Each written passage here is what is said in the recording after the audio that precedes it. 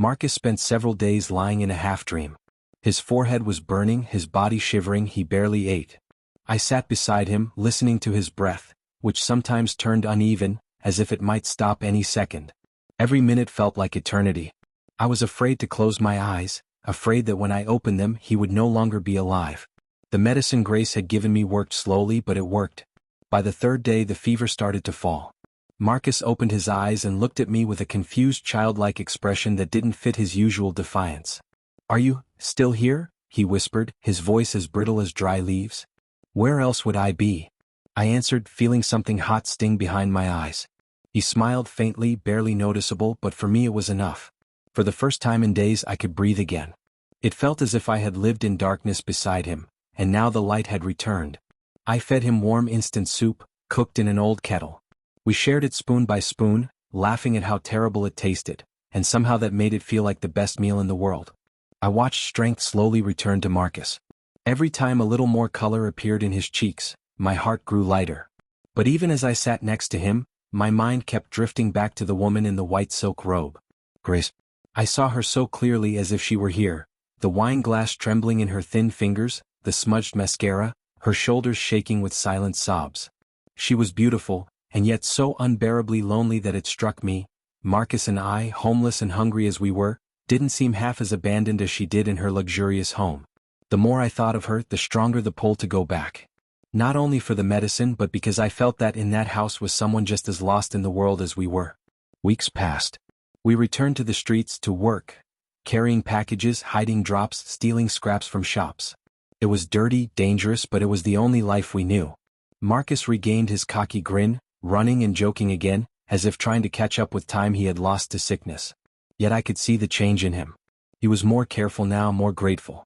One rainy night we sat in our basement hideout. Water dripped against the metal grates above, each drop sounding like a heartbeat. Markus was fiddling with a knife he had found and, without looking at me, muttered, "You've changed, Adam. Since that day you brought the medicine." "In what way?" "You used to be like me.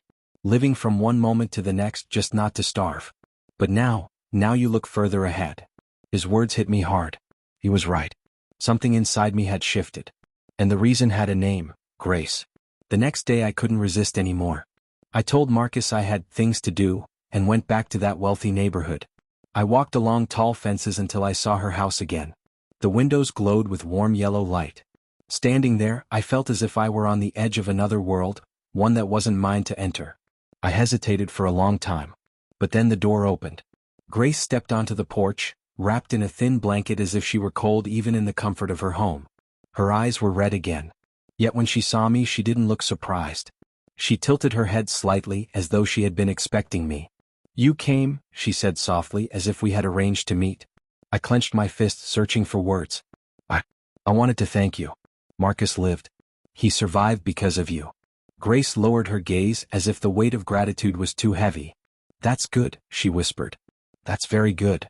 Silence stretched between us. I watched the wine glass trembling in her hand, the exhaustion on her face. And I realized that if I left now, I might never understand why this woman, who had everything, looked as though she had lost more than Markus and I combined. "Why were you crying that day?" I blurted out. Her eyes flashed with pain so deep I regretted asking.